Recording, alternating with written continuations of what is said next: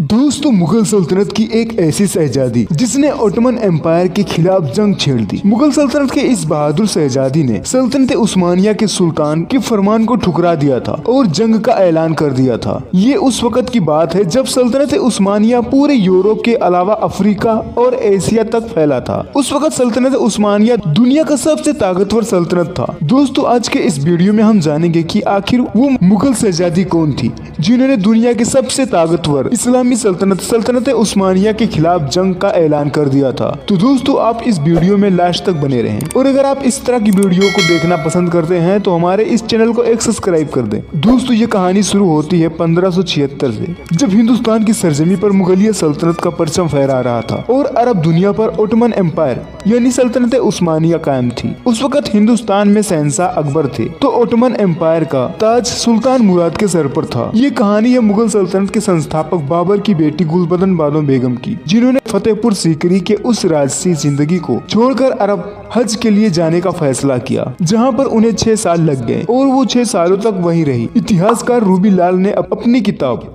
Vagabond princess the great adventures of Gulbadan में हज पर इस ट्रेवल का जिक्र किया है। इतिहासकार रूबी लाल ने अपनी किताब में लिखा है कि वो मुगल सल्तनत की एक इकलौती महिला इतिहासकार थी जिन्होंने ही बादशाह हुमायूं की आत्मकथा हुमायूं नामा लिखा। गुलबदन बेगम एक काबिल, होशियार और एक बहादुर महिला थी। वो मुगल सल्तनत की सबसे पढ़ी लिखी महिला थी। ये बादशाह बाबर की बेटी थी। इनकी पैदाइश 1523 में काबुल में हुआ। इनकी माँ का नाम दिलदार बेगम था और बादशाह हुमायूं इनके भाई थे और इसी तरह बादशाह अकबर इनके भतीजे हुए। साल 1576 में अक्टूबर के महीने में गुलबदन बानो बेगम ने हज पर जाने का फैसला किया और बादशाह अकबर से इसकी इजाजत मांगी। बादशाह अकबर ने इस ट्रेवल के लिए 2 आलीशान जहाजों का इस्तेमाल करने की इजाजत दी, जिनके नाम सलीमी और इलाही थे, और औरतों की एक पूरी टीम भेजी। इसके अलावा सिपाहियों की एक टुकड़ी भी शामिल थी। इसके साथ सोने चांदी से भरे बक्से भी भेजे जिन्हें खैरात करना था। रूबीलाल ने अपनी किताब में लिखा है कि जब इनका काफिला फतेहपुर सीकरी की गलियों से होकर गुजरा तो तमाम सोने चांदी बांटे गए, जिन्हें देखने के लिए पूरा फतेहपुर सीकरी उमड़ पड़ा। उस वक्त समुद्री जहाजों पर बहुत लूटमार हुआ करते थे। मक्का जाने वाली समुद्री रास्ते पुर्तगालियों के अंडर में थे, जो मुसलमानों के जहाजों को लूटने के लिए जाने जाते थे। इसी वजह से गुलबदन बेगम का काफिला 1